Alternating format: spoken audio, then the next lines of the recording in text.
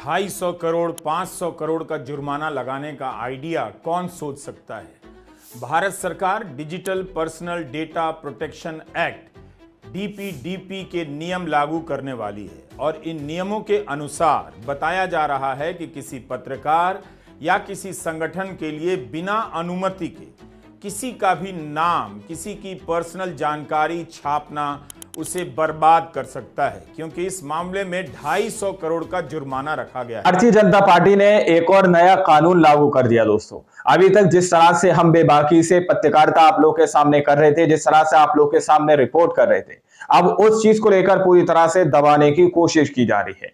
दावा किया जा रहा है कि भाजपा आखिर क्यों थर-थर कांपने लगी, आखिर क्यों मोदी जी को ऐसे कानून बनाने की जरूरत पड़ गई। दोस्तों, एक और काला कानून जैसा नाम इस कानून को दिया जा रहा है। दोस्तों, अब क्या कुछ होने जा रहा है देश के अंदर, जिस तरह से लोग इस वक्त आक्रोशित नजर आ रहे हैं। अब पूरी तरह से मीडिया का काम खत्म हो जाएगा। अब आप लोगों तक सच नहीं पहुंच पाएगा, आप लोगों तक खबरें नहीं पहुंच पाएंगी जैसा कि सरकार चाहती थी। हमारे साथ वरिष्ठ पत्रकार मौजूद है रवीश कुमार, आप उनकी इस रिपोर्ट को देखिए। नमस्कार, मैं रवीश कुमार। 250 करोड़ 500 करोड़ का जुर्माना लगाने का आइडिया कौन सोच सकता है। भारत सरकार digital personal data protection act DPDP के नियम लागू करने वाली है और इन नियमों के अनुसार बताया जा रहा है कि किसी पत्रकार या किसी संगठन के लिए बिना अनुमति के किसी का भी नाम, किसी की पर्सनल जानकारी छापना उसे बर्बाद कर सकता है, क्योंकि इस मामले में 250 करोड़ का जुर्माना रखा गया है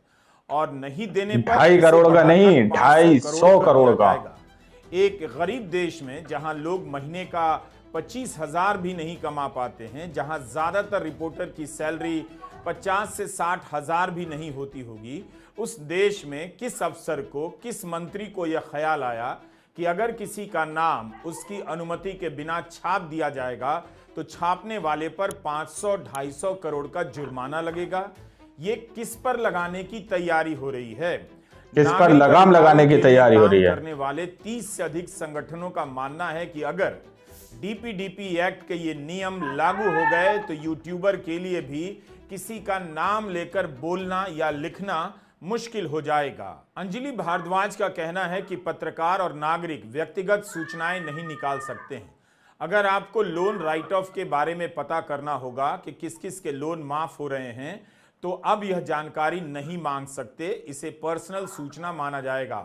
जबकि सुप्रीम कोर्ट ने कहा है नाम मांग सकते हैं। किसी व्यक्ति को राशन मिल रहा है या नहीं, इसकी सूचना पत्रकार या व्यक्तिगत तौर पर कोई नहीं ले सकता। सूचनाएं हमेशा व्यक्तिगत तरीके से ही जमा की जाती हैं।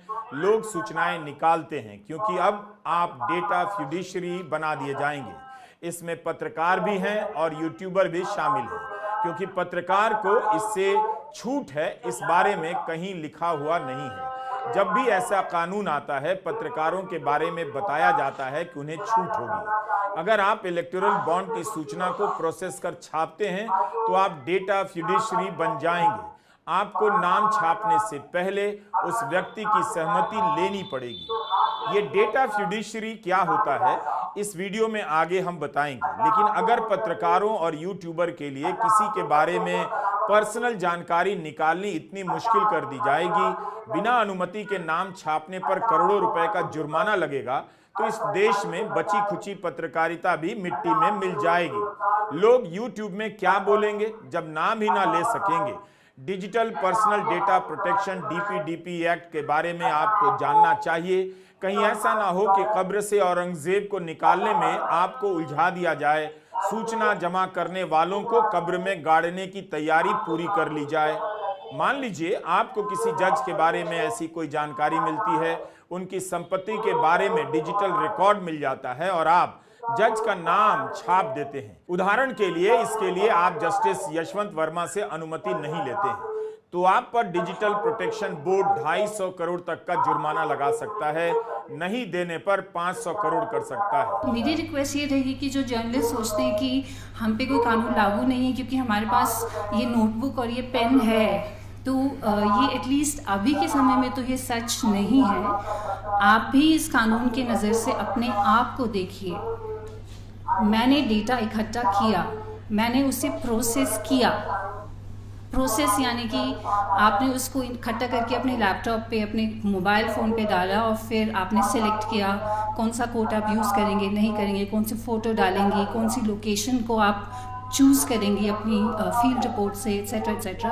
तो आप डेफिनेटली इस लॉ के अंदर आएंगी, लेकिन बिना ताकत के। सारी ताकत सरकार के पास होगी, जो आपके ही डेटा को नहीं, आपके सोर्सेज के डेटा को भी देख सकती है through the data processors, and आपकी सोर्स कॉन्फिडेंशियलिटी एक दिन में चली जाएगी। दूसरा ये कि जैसे वो ह्यूमन ट्रैफिकिंग वाला मैंने एग्जांपल बताया, अभी तक वो घबराएंगी जर्नलिस्ट से, लेकिन जल्दी आप घबराएंगे कि वो कहेंगे, आप सपोज वो आपसे बात ना करें लेकिन आप लिख दें, पुलिस रिकॉर्ड के आधार पे लिख दें, लेकिन उनको एक औजार मिल गया है। वो कभी भी आके कह सकती, देखिए मेरी प्राइवेसी का उल्लंघन हुआ है, और आप ये भी नहीं कह पाएंगे कि मैंने कोशिश करी थी कांटेक्ट करने की, जो अक्सर हमारे लिए एक बहुत बड़ा प्रोटेक्शन रहता है कि हमने कांटेक्ट करने की कोशिश करी। National campaign for people's right to information NCPRI नाम के संगठन का कहना है कि DPDP एक्ट के ड्राफ्ट रूल्स में पत्रकारों को कोई छूट नहीं दी गई है। डिजिटल स्पेस में जो जानकारी उपलब्ध है उसे जुटाकर रिपोर्ट करने वाले पत्रकार और यूट्यूबर इसके दायरे में आएंगे। यह आइडिया कहां से आया? क्या यूट्यूबर को पता है? क्या पत्रकारों और संपादकों को पता है कि इस कानून के नियमों के जरिए उन पर शिकंजा तो कसा नहीं जा रहा है? 2017 में वसुंधरा राजे राजस्थान की मुख्यमंत्री थी। पत्रकारों समझ लो भाई, अब करने का आइडिया आया। एक कानून का क्या ही पत्रकारिता होगी। के सेवानिवृत्त एवं सेवारत न्यायाधीशों, मजिस्ट्रेटों और लोक सेवकों यानी अफसरों की जांच से जुड़ी खबरों को छापने से पहले सरकार से अनुमति लेनी पड़ेगी। अगर अनुमति लेने से पहले नाम छाप दिया तो 2 साल के लिए जेल में डाल दिए जाएंगे। इस कानून का इतना विरोध हुआ कि ड्राफ्ट को सिलेक्ट कमेटी भेज दिया गया और दिसंबर 2017 में यह कानून मर गया। यह विधेयक इसलिए लाया जा रहा था ताकि पत्रकार भ्रष्टाचार के मामले में किसी का नाम उजागर ना कर सकें। कहीं ऐसा तो नहीं कि राजस्थान में बीजेपी जो इच्छा पूरी नहीं कर सकी वो अब डिजिटल पर्सनल प्रोटेक्शन एक्ट के जरिए पूरा करना चाहती है। मंत्री, अफसर या जज से पूछकर उनके नाम लिखे जाएंगे। कोई कहेगा कि हाँ लिख लीजिए। राजस्थान में वो कानून पास हो गया होता तो आप रिटायर अधिकारी का नाम भी सरकार से पूछे बगैर नहीं छाप सकते थे, 2 साल की जेल हो जाती। लेकिन यहां तो 250 करोड़ का जुर्माना रखा गया है। 7 पीढ़ियां और उससे भी बियॉन्ड गुलाम हो जाएंगी।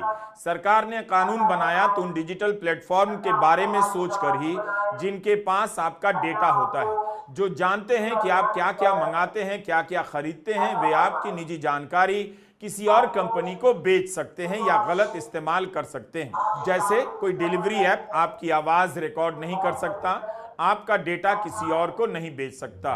यहां तक तो बात ठीक है, लेकिन इसके कारण पत्रकारों, मीडिया संगठनों, राजनीतिक दल, रिसर्च ग्रुप, RTI कार्यकर्ता भी इसके दायरे में आते हैं। सरकार को तुरंत इस बारे में स्पष्टता जाहिर करनी चाहिए। सरकार ने digital personal data protection act के रूल्स में तो पत्रकारों की जिक्र छोड़ो, किसी के जिक्र नहीं की, जबकि उनको जो लोग पब्लिक इंटरेस्ट में डेटा और सूचना के साथ काम कर रहे हैं उनको इस कानून से बाहर रखना चाहिए था, इसके दायरे से बाहर रखना चाहिए था। वो पूरी दुनिया में ऐसे कानून जहां बने हैं तो पत्रकार का काम है कि वो खोजें और लोगों की सूचनाएं दें जो कोई गलत काम कर रहा है, तभी कहीं सुधार हो सकता है। इस कानून में यदि आप देखें तो हर नागरिक पर लागू है, हर पेशे पर लागू है, हर कंपनी पर लागू है, संस्था संगठन पर लागू है और सरकार पर लागू नहीं है। और बड़ी कंपनियों के पास रास्ता है जिनके ऊपर ये कानून आना चाहिए। ये कानून आना चाहिए था बड़ी कंपनियों पर, कानून आना चाहिए था सरकार पर। बड़ी कंपनी क्यों? क्योंकि वो सारे फोन्स के माध्यम से सारा हमारा डाटा खींच के रखते हैं और फिर बेचते हैं, और हमसे परमिशन तो हम क्लिक करते ही हम परमिशन देते हैं। गूगल में आप बनाओ कुछ, फेसबुक में करो कुछ, तो आप परमिशन पीछे 15 पेज है जिसको हमें पढ़ने का टाइम नहीं है, लेकिन हम हाँ भर देते हैं क्योंकि उसमें आने के लिए हमें करना पड़ेगा। उन पर तो कोई पेनल्टी नहीं लगेगा, लेकिन नागरिक हो या पत्रकार हो, पत्रकार किसी का नाम ले तो उसको परमिशन लेना पड़ेगा, उससे सहमति लेनी पड़ेगी। अब किसी जो काम कोई गलत कर रहा है वो क्यों सहमति देगा अपना? तो वो सहमति नहीं देगा तो पत्रकारिता एक तरीके से खत्म, यूट्यूबर का काम खत्म, मीडिया का काम खत्म, टेलीविजन का काम खत्म। सोशल मीडिया के ऊपर बहुत बड़ी दिक्कत है, क्योंकि चाहे व्यक्ति हो, चाहे समूह हो, चाहे दो लोग मिलके डेटा फिड्यूशरी हम सब बनेंगे जो किसी और की सूचनाओं को अपने फोन के अंदर रखते हैं या अपने कंप्यूटर में रखते हैं, और उसको हम कहीं ना कहीं यदि या तो छापते हैं या किसी को भेजते हैं बिना परमिशन के, 250 करोड़ का पेनल्टी सरकार के अधीन डेटा प्रोटेक्शन बोर्ड में लगेगा। 250 करोड़ नहीं दो तो 500 करोड़ हो सकता है। तो इतना अंग्रेजों के टाइम में भी ऐसा कानून नहीं था जो ऐसा कानून नहीं था जो अब सरकार को खाली अंग्रेजों के करता है, कंपनियों को छूट देता है और गोरों के राज में नहीं था वही तानाशाही की इस दायरे में लाता है। पर्सनल डेटा बचाने के नियम बिल्कुल सख्त होने चाहिए, लेकिन इसके बहाने भ्रष्ट लोगों का डेटा नहीं बचाया जा सकता। कहीं सरकार निजी जानकारी ना देने के नाम पर अपना डेटा देने से बचना तो नहीं चाहती है, हमें नहीं चाहती है, जैसे कि अभी डिग्री मोदी जी की नहीं दिखाई जा रही थी। का मकसद ठीक हो, लेकिन इन नियमों की मंजिल कहां है, इसे देखने और समझने की जरूरत है। अगस्त 2023 में तो आप लोगों ने इस वीडियो को शुरू से आखिर तक देखा। वीडियो के अंदर साफ तौर पर बात की गई है कि किस तरह से एक और कानून लाने की बात कही जा रही है, और वो ऐसा कानून कि आप अगर पत्रकारिता कर रहे हैं तो आप किसी का नाम बिना उसकी परमिशन के नहीं लिख सकते, बिना उसकी पर्सनल जानकारी आप बिना उसके पूछे नहीं लिख सकते। यानी कि अगर जैसे अभी जस्टिस यशवंत वर्मा के बारे से ही उन्होंने उदाहरण दिया कि उनके घर से एक वीडियो सामने निकल कर आया जिसमें करोड़ों रुपए की बात कही जा रही है। दोस्तों, अगर आप लोग एक पत्रकार है तो आप जस्टिस यशवंत वर्मा का भी नाम नहीं लिख सकते। यानी कि पूरी तरह से पत्रकारिता को खत्म करने की कोशिश की जा रही है, जबकि इसके उलट कानून तो ऐसा आना चाहिए था कि अगर किसी के ऊपर किसी भी तरह का आरोप है तो उसकी पूरी जानकारी मीडिया को देना पड़ेगी, ऐसा कानून होना चाहिए था। मोदी जी अपनी डिग्री दिखाने से बचते हैं, गृह मंत्री अमित शाह मोदी जी की डिग्री नहीं दिखाते हैं। यह कानून लागू होना चाहिए था कि अगर जनता किसी की खास चीज देखना चाहती है तो उसको तुम्हें दिखाना पड़ेगा, लेकिन ऐसा कानून लागू नहीं किया जा रहा, बल्कि कानून ये लागू किया जा रहा है कि आप अब किसी के बारे में अगर लिखेंगे तो बिना उसकी परमिशन के, बिना उससे परमिशन लिए उसका नाम या फोटो आप नहीं लगा सकते।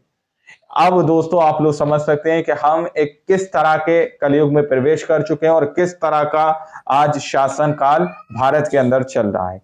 250 करोड़ का जुर्माना, और अगर आपने 250 करोड़ नहीं दिए तो 500 करोड़ का जुर्माना आपके ऊपर लगाया जाएगा। आप लोग इस बात से अंदाजा लगा सकते हैं कि हम जो सच्ची खबर आप लोगों तक पहुंचा रहे हैं। बाकी आप लोग इस रिपोर्ट के बारे में क्या सोचते हैं, क्या समझते हैं, अपनी राय कमेंट सेक्शन में जरूर दीजिएगा। मिलता है अगली वीडियो में, जब तक के लिए जय हिंद, जय भारत।